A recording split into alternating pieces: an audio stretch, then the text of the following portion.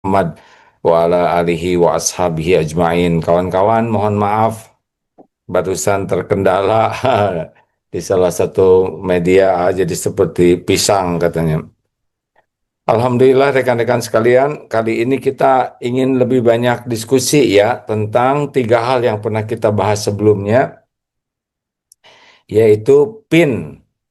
Kita punya rumus baru sekarang. PIN. PIN itu apa? Sebelum melakukan sesuatu harus pakai PIN. PIN itu P-nya perlu tidak. P-nya singkatan dari perlu, I-nya dari ingin, dan N-nya nafsu.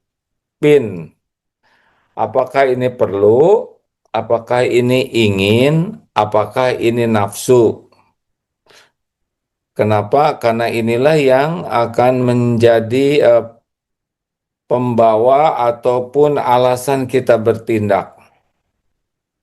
Dalilnya apa? Em, Min husni islamil mar'i tarkuhu malayani. Nah, di antara ciri kebaikan keislaman seseorang, dia meninggalkan apa-apa yang tidak manfaat. Jadi kita sangat serius untuk mempertimbangkan apapun yang kita lakukan, kita katakan, kita pikirkan, bahkan yang ada di hati kita. Mengapa?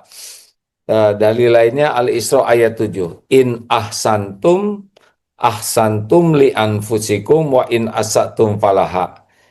Jika kamu berbuat baik, ahsantum itu adalah kebaikan itu untuk dirimu sendiri.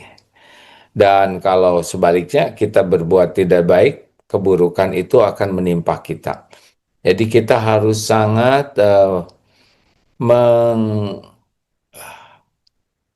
mengetahui dasar apa kita melakukan ini, dasar apa kita mengatakan, dasar apa kita menulis, apakah karena perlu, PIN ya, karena perlu atau karena ingin atau karena nafsu. Apa bedanya? Kalau perlu itu perlu, jadi kalau tidak dilakukan akan berefek kurang baik. Misal perlu makan, perlu minum, perlu tidur, perlu berpakaian. Di antara lainnya kita perlu berbicara. Nah, kalau kita tidak melakukannya akan menimbulkan masalah. Makanya kita perlu melakukan sesuatu. Di antaranya makan, minum, bicara. Nah, kalau ingin bagaimana? Kalau ingin itu kalau tidak dilakukan tidak apa-apa. Jadi misalkan ingin makan donat, tapi sebetulnya kita tidak perlu-perlu amat terhadap donat. Jadi kalau hanya ingin makan donat saja, kita tidak makan donat, tidak ada efek bagi kita. Donat itu masalah selera, masalah kesenangan, ya. Tapi kalau beberapa makanan pokok untuk kekuatan tubuh kita harus usahakan. Dan nafsu, nah nafsu itu sudah pendek pikirannya. Kalau sudah nafsu, dia sudah tidak memikirkan resiko, baik untuk dirinya atau orang lain, baik dunia ataupun akhirat. Dia ingin segera, ya, segera ada, segera terwujud, dan cenderung akan terus berulang. Seperti minum air laut lah, makin diminum makin haus. Contohnya begini. Hmm, udah menyampaikan beberapa hal ya. Eh, Kita akan masalah makan aja dulu. Sebetulnya kalau kita belajar, perut itu kan dibagi tiga, sepertiga untuk makanan, sepertiga untuk air, sepertiga untuk udara. Artinya tubuh ini tidak perlu banyak-banyak amat makanan, ya, tidak perlu rasa, dia tidak mengerti itu tubuh tuh. Tidak perlu bentuk makanan, tidak perlu warna makanan. Keperluan tubuh kita ini adalah yang proteinnya cukup, kemudian ada nutrisinya cukup. Kalau udah cukup ya sudah, nanti akan digunakan untuk membuat tubuh ini bisa beraktivitas, dan kalau pas maka kita akan bertindak normal ya. Nah kalau ingin, nah sudah beda lagi. Ingin jengkol, tubuh nggak perlu jengkol. Ingin karedok, ingin ayam geprek, ingin, nah itu sudah ingin ya, sudah bisa dibayang. Kalau nggak makan itu kan nggak ada masalah ya. Tapi bolehkah ingin? Boleh ya, sepanjang yang diinginkannya yang halal dan mampu kita membelinya dengan cara yang benar. Jadi tidak ada masalah kita menginginkan sesuatu, karena Allah Maha Indah dan mencintai keindahan. Kita sebetulnya menutup aurat aja bisa dengan karung, tapi boleh kita berpakaian yang indah sepanjang batas-batasnya, baik hati maupun pakaiannya eh, tidak melanggar syariat. Jadi jangan risau dengan keinginan ya, hanya harus mulai siap. Karena keinginan itu kita mulai banyak kecewa nanti kalau yang kita inginkan tidak sesuai hasilnya. Kita ingin, rasanya nggak enak. Ini kok begini sih. Nah, itu ingin sebetulnya ya. Makin banyak keinginan, sebetulnya kita sudah harus siap dengan banyak ketegangan, banyak kecemasan, banyak kekecewaan kalau yang diinginkannya tidak didapat atau yang didapat tidak sesuai dengan keinginan, ya kan? Yang ketiga adalah nafsu. Nah, kalau nafsu itu, waduh, ini enak, perutnya segini, makan sehingga perut kita jadi mengembang besar sekali karena nafsu. Ya, makan lagi, lapar dikit, makan, aduh, kayaknya itu sirup itu enak, makan lagi sirup, waduh, itu gorengan itu lezat, makan lagi. Dia sudah tidak mempertimbangkan kesehatan dirinya. Bagaimana kolesterol bisa naik, bagaimana asam urat bisa naik, gula bisa naik ya, gula darah, bagaimana dia akan obesitas, menjadi kegemukan, bagaimana nanti pembuluh darahnya akan jadi sempit, bagaimana tubuhnya menjadi banyak radang, ya, bagaimana lemak visceralnya nanti akan, katanya begitulah, saya sih bukan dokter ya, akan membuat tubuhnya ini menjadi 3L, minimal letih, lesu, lemah. Banyak hal yang nafsu makan tidak mempertimbangkan dampak yang akan menimpa pada dirinya. Belum lagi dari segi uang, dari segi waktu, kita ingin pergi kemana gitu yang memang di sana makanan kesukaan, belum macetnya, belum lelahnya, belum lagi emosinya. Aduh, karena nafsu itu lebih tinggi dari keinginan, maka tidak usah heran dampaknya juga akan lebih masif. Kegelisahannya, kekecewaannya, kejengkelannya, penyakitnya, kehabisan uang, dan sebagainya. Bisa dibayangkan tidak nih? Jadi dalam Islam penting sekali kita ini mempertimbangkan, sehingga seperti kata siapa, Umar bin Khattab radhiyallahu anhu, ketakwaan itu bisa dilihat dari kehati-hatian. Kehati-hatian dalam berniat, kehati-hatian dalam berpikir, hati-hati berbicara, hati-hati dalam bertindak. Pokoknya hati-hati. Nah, sebelum mengambil keputusan apapun harus tanya PIN. Apakah ini perlu? Apakah ini ingin belaka? Atau ini sudah masuk nafsu? Nah, sedangkan nafsu ini surat Yusuf ayat 53. Nafsu ini la ammaratun bisu. Selalu ngajaknya nafsu itu kepada yang, ya emang udah begitu Allah menciptakan. Kecuali nafsu yang dirahmati Allah ya, selebihnya nafsu itu ngajak kepada keburukan ya, seperti kita tahulah, orang maunya kalau ada syahwat tapi jurusannya jadi berzina, ada rasa marah untuk membela diri, membela keluarga, membela agama, tapi ujungnya menjadi zolim. Ada nafsu-nafsu yang lain, tetapi kalau tidak dikendalikan ujungnya keburukan. Kita sudah bahas berkali-kali bahwa orang-orang yang bermasalah itu dua penyebab intinya, lemah dalam pemahaman agama dan lemah jiwanya diperbudak oleh hawa nafsu. Jadi sekali lagi ini PIN rumusnya ya, PIN. Selalu tanya apakah ini perlu, apakah ini ingin, apakah ini nafsu. Nah, selain makan, dalam segala hal belanja, ya, belanja juga kita harus pakai PIN. Ini saya perlu tidak? Apakah ini hanya sekedar ingin? Apakah ini nafsu?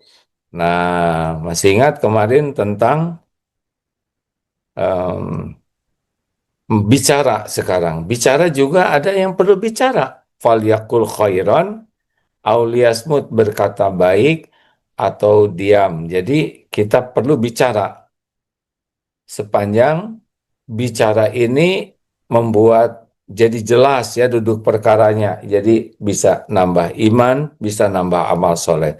Ada kalanya bicara menjadi wajib. Kalau tidak bicara akan membuat jadi masalah baru. Kita perlu menjelaskan supaya orang tidak berburuk sangka. Kita perlu berbicara agar orang mendapatkan fakta yang benar, akurat, lengkap. Rasulullah juga bicara, ya. Tetapi kalau bicara manfaat, tidak bicara mudarat, gitu. Kalau ingin bicara itu beda lagi. Hanya ingin saja, hanya ingin didengar orang, hanya ingin diketahui orang, dan kalau tidak bicara juga tidak akan jadi masalah sebetulnya, ya. Tapi boleh ingin bicara, boleh, boleh, boleh, ya. Membuat suasana bisa lebih akrab, lebih hangat, walaupun tidak bicara tidak apa-apa. Tetapi ada tambahannya kebaikan. Nah, kalau kita bicara, ya, tapi kalau tidak bicara tidak jadi mudarat. Bicaralah, ya. Tapi ada tapinya, kalau sudah ingin bicara namanya juga ingin, ya. Sudah mulai banyak bicara, sudah siap-siap dengan resiko. Resiko orang yang diajak bicara salah paham, resiko kata-kata kita ternyata bisa menyinggung perasaan, bisa, ya, makin banyak bicara aslinya jadi makin berpeluang jadi dosa. Makanya bicara itu harus lebih hati-hati, karena kalau sudah keluar, maka sudah susah lagi untuk bisa mengejarnya. Nah, nah, yang ketiga, bicara yang nafsu. Nah, ini mencela, menghina, eh, berbohong. Dia sudah tidak memikirkan resiko, perkataannya dicatat oleh malaikat, setiap perkataan akan dihisab, sudah tidak mikirkan itu, dia pokoknya pengen bicara, bicara. Nanti bisikannya kasar, kasar, nama binatang, binatang, mencaci, mencela, marah-marah, eh, memaki-maki, itu sudah nafsu. Karena tidak diperlukan sama sekali perkataan seperti itu, dan makanya orang yang tidak bisa mengontrol kata-katanya dengan nafsu cenderung wah nama binatang, walaupun dia sekolahnya tinggi, ya, di kampusnya S1, S2, S3, atau mungkin juga dia jadi kiai atau apa, tapi kalau tidak bisa mengendalikan nafsu, maka kata-katanya tuh bisa kasar, kotor, keji, kemudian kata-katanya tuh sangat zolim. Nah, ini penting sekali bagi kita memahami betapa eh, harus PIN dulu menanyakan perlu, ingin, nafsu. Pip, Apip, kemana nih Apip? Baik, Kak. Pip, Ya, baik, Kak. punya jam perlu tidak? Perlu, Kak. Ah, bagus. Jadi kalau punya jam perlu untuk apa, Pip?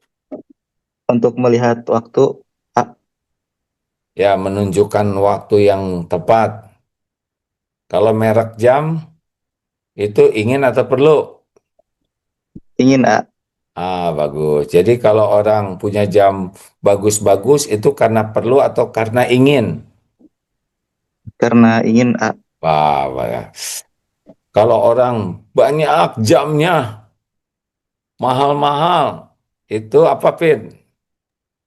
Pin. Mubazir A. Boros. Bukan, itu jualan jam. Tapi Oh harus iya, ngerti. Tapi ngerti nggak? siap mengerti Kenapa A. dia punya jam banyak? Karena dia pedagang jam.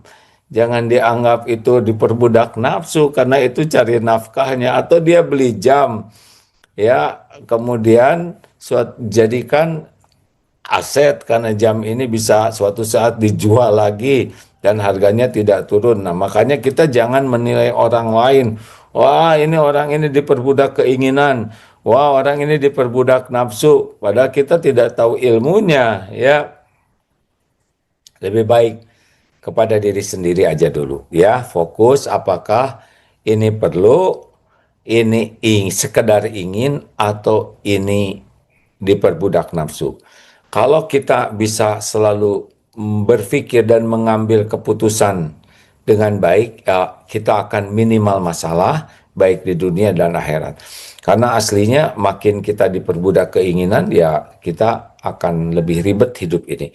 Aslinya keperluan kita tuh tidak banyak, tidak dramatis ya, perlunya dikit-dikit aja, udah diatur oleh Allah. Tetapi menjadi banyak urusan karena kita banyak keinginan, dan lebih parah lagi kalau tidak terkendali sudah jadi diperbudak hawa nafsu.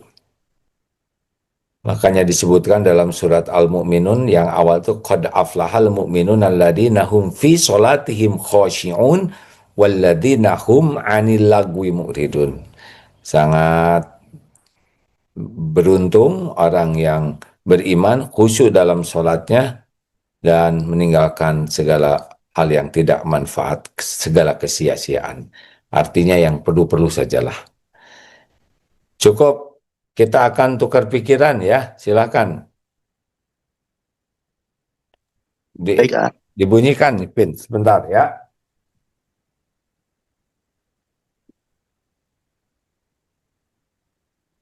Baik, bagi sahabat yang berada di media sosial, bagi yang ingin bertanya boleh ditulis dahulu pertanyaannya.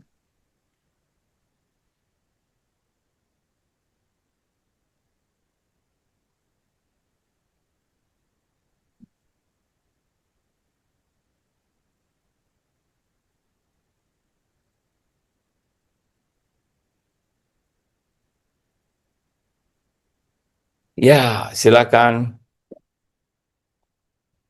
Pip. Baik A, ada yang bertanya. Sebentar, dibacakan. Izin A dari grup WA. Ada yang bertanya. Assalamualaikum, izin bertanya A. Bagaimana hati ini bisa ikhlas atas perbuatan seorang pelakor selama 26 tahun yang sudah zalim memisahkan ayah kandung dengan anak-anaknya hingga ibunya diceraikan sejak tahun 2000 hingga ayahnya wafat September 2017 lalu, namun kita baru mengetahui Januari 2026 A. Ya, sangat bisa dipahami kesedihan, kekecewaan, kemarahan, ini semuanya adalah software normal ya, semua itu normal. Tapi mau dibawa kemana nih?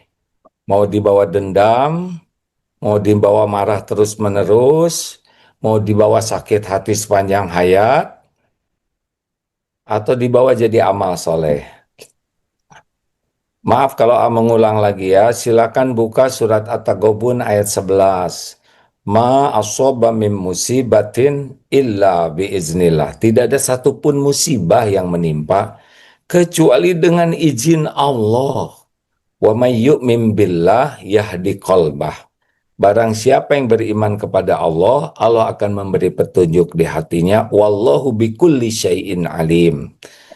Sesungguhnya Allah Maha mengetahui segala sesuatu.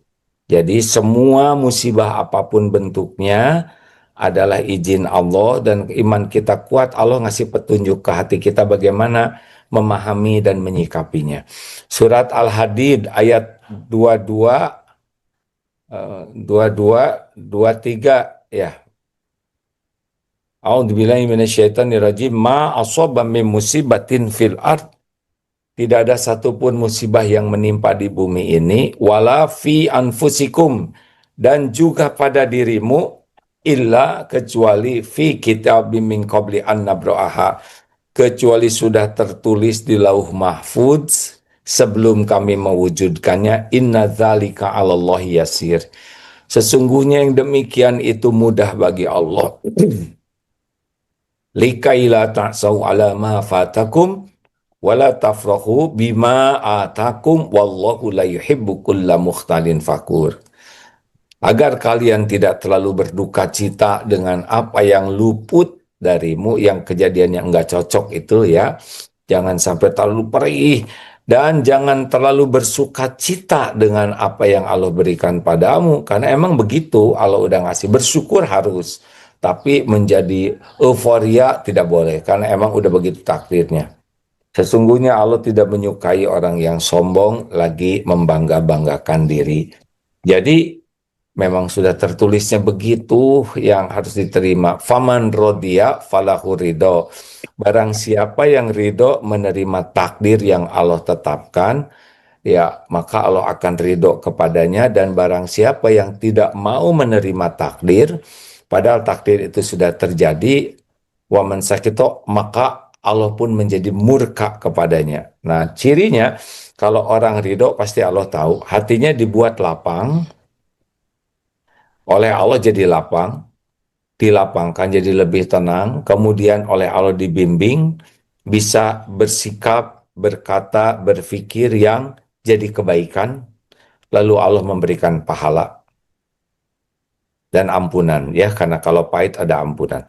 Tetapi kalau kita tidak ridho menerima takdir, pada episodenya begitu, parah jengkel, pada itu udah lewat, maka hatinya akan dibuat sempit, ma'isyatan donka, yaitu kehidupan yang sempit, aduh nyesek, sedihnya nggak hilang-hilang, sakit hati, dan berubah nanti wajah, tutur kata, sikap menjadi tidak baik ya, marah-marah, merusak, dendam, membuat, pokoknya yang tidak baik aja, dan jadi dosa. Ya, beginilah hidup, memang ujian, semuanya diuji ya. Ini teori. Tentu saja untuk sebuah praktek perlu proses, perlu perjuangan, perlu tidak sesederhana bicara dan tidak sesederhana mendengar. Tetapi kalau kita memahaminya dengan tepat, insya Allah Allah menolong. Gitu ya. Ya, AA sangat memahami ini hal yang tidak mudah, mengagetkan, menyedihkan, bahkan membuat jengkel dan marah. Tetapi tetap kita harus menyadari memang hidup ini adalah ujian dari Allah, baik kesenangan maupun kesusahan, dan semuanya pasti ada kebaikannya. Pasti ada kebaikannya kalau disikapi dengan baik. Begitu ya. Orang tidak lulus ujian bukan karena soal, orang tidak lulus ujian karena salah jawabannya. Ya, kita mah hamba, Allah yang ngatur banyak semuanya. Lanjut, Beb. Baik, izin selanjutnya. Assalamualaikum, izin tanya. Sebagai anak yang sudah berpenghasilan, namun terbatas, tapi masih bingung menentukan prioritas antara bantu keluarga dengan memenuhi keinginan pribadi seperti menikah atau S2. Sebaiknya bagaimana menyikapinya, A? Membantu keluarga. Keluarganya, kalau keluarga sangat perlu dibantu, kan ada yang harus segera, ada yang bisa ditunda, nah, ada yang bisa didiskusikan. Kalau yang harus segera dibantu, bantu aja. Dalilnya apa? Wallahu fi aunil abdi, makanal abdu fi auni akhi. Allah akan senantiasa nolong orang yang senang nolong. Kalau darurat sekali, bantu aja, ya. Nanti gimana dong biaya saya untuk nikah? Nanti ada lagi pada waktunya. Tapi saya belum kepikir, nggak harus kepikir oleh kita sekarang. Kalau kita nolong orang dengan ikhlas, Allah udah tahu. Allah tahu keperluan kita, Allah tahu keinginan kita. Allah mudah memberikan apa yang Allah kehendaki sampai kepada kita, ya. Dulu Allah yang ngasih rejeki, sekarang Allah yang ngasih rejeki, besok lusa Allah yang ngasih rejeki. Waktu bayi kita nggak pernah pikirkan rejeki, tapi ada. Demikian pula waktu kita kecil, bahkan sampai sekarang kita tidak tahu. Besok lusa juga kita tidak tahu rezeki kita, tapi Allah tahu. Makanya pelajari saja sampai sejauh mana tingkat keperluannya. Siapa yang darurat, itu lakukan. Ya, Baik, izin melanjutkan pertanyaan dari Instagram. Izin AA selalu bilang di setiap kajian kebahagiaan itu cuma dua, iman dan amal soleh. Lalu kenapa banyak lalu kenapa masih banyak orang yang mengakui bahwa dirinya bahagia sedangkan dia tidak beriman dan beramal soleh, A? ya kalau orang mau ngaku-ngaku apa aja ya terserah ya. Kita ini ciptaan Allah. Bahagia itu aslinya ada di hati dan yang membulak-balik hati adalah Allah. Nah, Allah sudah memberitahu di dalam surat An-Nahl 97 bahwa hayatan thayyibah, kehidupan yang baik itu kuncinya adalah iman dan amal soleh. Dan Allah tahu hati dan amal setiap orang. Oleh karena itu, orang-orang yang ingin bahagia asli ya pasti berdasarkan iman dan amal soleh. Kalau orang-orang mengaku-ngaku bahagia, ya itu mah urusan dia. Kita kan tidak tahu isi hati orang. Tapi sebagai orang yang yakin kepada Allah, kita tahu bahwa bahagia yang asli itu pasti dari Allah. Ngaku-ngaku apa aja boleh, tapi yang pasti yang benar itu dari Allah, ya. Baik, izin ada dari Zoom sudah ada yang raise hand. Boleh di unmute.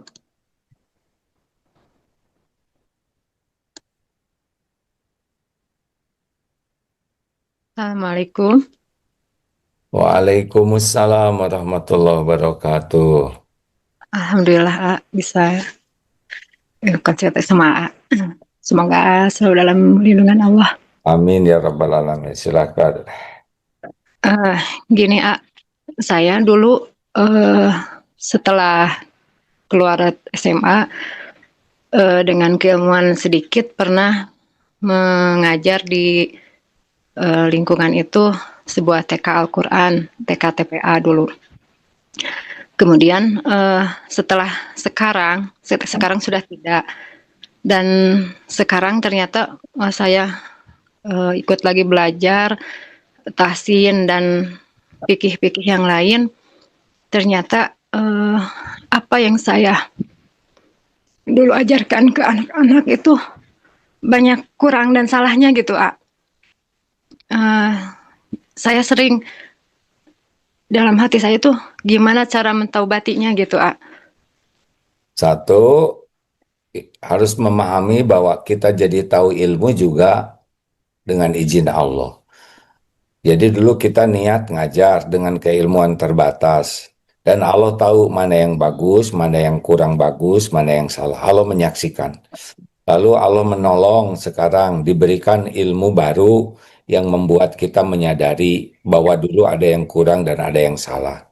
Minta ampun kepada Allah. Salat, bertobat, ya Allah ampuni saya. Harus ngaku benar ini kesalahan saya. Lalu bagaimana itu yang sudah terjadi? Kalau kita ikhlas dalam tobatnya benar-benar gitu mohon ampun dan berusaha berhenti dari kesalahan dan melakukan kebaikan, nanti Allah yang mungkin mendatangkan lagi guru-guru yang membuat murid-murid yang dulu pemahamannya sempat kurang tepat nanti diperbaiki oleh Allah lewat siapa saja yang Allah kehendaki. Ya, kalau kita tidak memungkinkan lagi mengoreksi ke sana, Allah nanti yang akan mendatangkan guru sebagaimana ibu juga sekarang jadi lebih paham. Nah, mungkin murid-murid juga nanti oleh Allah dikasih pemahaman yang lebih baik. syariatnya lewat berguru dan melihat ibu tobat sungguh-sungguh. Insya Allah. Amin, amin. Terima kasih, jazakallah khair. Ya, sama-sama. Alhamdulillah. Ada Endud, ada Zaki. Endud, ayah, Pri. Assalamualaikum, Pak. Waalaikumsalam warahmatullahi wabarakatuh. Endud, apa kabar? Alhamdulillah sehat, Pak. Jadi Endud sudah berapa tahun berbaring seperti ini, Endud? Dari tahun 83. 83, jadi sudah Ya, 43 tahun ya ya. berbaring terus. Teh Iso berapa tahun berbaringnya? Dari tahun 78, Pak. 78. Ya, Jadi udah umur berapa sekarang Teh Iso? 51 kan, Pak. Oh, udah 51. Ya, Dud, terima kasih ya. ya gimana caranya Dud supaya ridho menerima takdir berbaring 40, apa tadi? 43. 43 tahun Ya, sakitnya. sakitnya. Ya, Gimana Dud menyikapi takdir sakit ini Dud? sabar aja, banyak istighfar, Pak. Dud ridho dengan lumpuh ini enggak Dud? Ridho, ya. Kenapa ridho? Nggak ada jalan lain lagi, ya. Kalau nggak ridho makin bahagia, Harus, makin Mak. susah. Harus ridho, Mak. Kalau Teh Iso gimana? Teh Iso Alhamdulillah berat sama. lagi kan ya? Iya, alhamdulillah sama, sabar, Pak. Ya Dud, yang Ya, menciptakan Dud adalah Allah. amin, Dan ya. sebaik-baik rencana adalah rencana Allah. Allah adalah yang lebih sayang ke makhluknya dibanding siapapun juga. Amin, amin, Pak. Dan tidak ada yang lebih menginginkan orang masuk surga selain Allah. Makanya Allah menurut Amin. Quran, Allah mengutus para rasul supaya manusia ini bisa kembali ke surga. Ya, Allah menciptakan Dud seperti ini pasti sudah dengan rencana yang sempurna. amin, ya. Dunia cuman mampir sebentar, Ya, ya kan? ya, Dunia ya. ini sebentar, ya, Benar, ada Pak. yang nggak Betul. lama. Semua Betul. bakal meninggal. Ya, sama, ya. Juga meninggal, Ndud meninggal, Teh Iso meninggal, semua yang menyimak acara ini meninggal dan Ah, mulai menuai nanti. Nah, semuanya kalau menuai. Yang kalau boleh pesan, ah, kalau boleh minta ke Allah, jangan jangan dulu yang meninggal dulu. Ndud dulu. Ya, kumaha Iya, Ndud. iya, Ya, yang penting mah kita husnul khotimah, Ndud. iya, Udahlah, pokoknya itu aja. iya, Setiap detik dihitung oleh Allah. iya. Seperti Ndud ini sakitnya, kejangnya, keselnya, belum lagi kan nggak bisa ke toilet. Aduh, semua Aca, aca, aca, semuanya dilihat oleh Allah, aca, dicatat, aca. disaksikan dan jadi kebaikan. Aca. Salam ke siapa itu yang ngurus sekarang? Ada Ajit, ada bapaknya. Alhamdulillah. Terima kasih Ajid sudah Ya, jalan dari Allah ngurus Ndud. Insya Allah ada pahalanya. ini, terima kasih banyak ya. Alhamdulillah. Itu siapa tuh yang Mudah-mudahan keluar sehat dari selalu. kamar? Ya, Itu siapa di belakang tuh? itu yang dari ayat, anak saudara. Alhamdulillah. Tuh Allah menggerakkan siapa aja Ya, ya. alhamdulillah banyak yang nemenin, alhamdulillah. Ya, Alhamdulillah. Allah yang Iya, maha baik yang menggerakkan orang-orang iya, sayang ke Ndud, peduli ke Ndud. iya, Ya kan? Orang lain alhamdulillah, mencari Pak. makan kemana-mana, Ndud mah datang Iya, sendiri makanannya ya. iya, Alhamdulillah. Bagus. Makasih, Ndut. Salam ke Teh Terima kasih Ijo. ya. Zaki, Makasih banyak ya. Zaki masuk, Zaki. Assalamualaikum, Zaki. Nggak ada suaranya.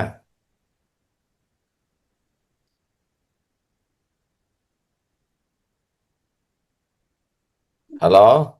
Ketutup. Baik, Pip. Ada 5 menit lagi, Pip. Baik, A. Langsung. Izin. Assalamualaikum warahmatullahi wabarakatuh. Izin bertanya, A. Salam. Apa yang bisa atau harus saya lakukan ya? Saya menikah siri dan suami tidak pulang sudah 1 tahun. Komunikasi sangat sulit sekali. Saya sudah minta cerai jika memang tidak ingin kembali pulang. Tapi beliau tidak mau, hanya terus berjanji akan pulang, tapi tidak kunjung pulang. Nafkah masih diberikan, tapi sangat minim, hanya 100 sampai 150 sampai 200 ribu setiap bulan. Sedangkan ada 3 anak yang harus dinafkahi. Apa yang harus saya lakukan, A? Hah? Kalau Rebo, tadi nyanyi. Nikah siri itu nikah yang tidak menggunakan surat-surat dari negara ya. Jadi, Jadi memang secara hukum negara kurang kuat, tetapi kalau sudah terpenuhi syarat ijab kabul nikahnya ya ada mempelai pria, rukun nikah itu yang mempelai pria, mempelai wanita, ada saksi, ada ijab kabul. Nah, ini sudah merupakan rukun nikah tuh ada ya ada mempelai pria, mempelai wanita, ada wali ya lupa, ada saksi, ada ijab kabul. Nah, ini sudah sah.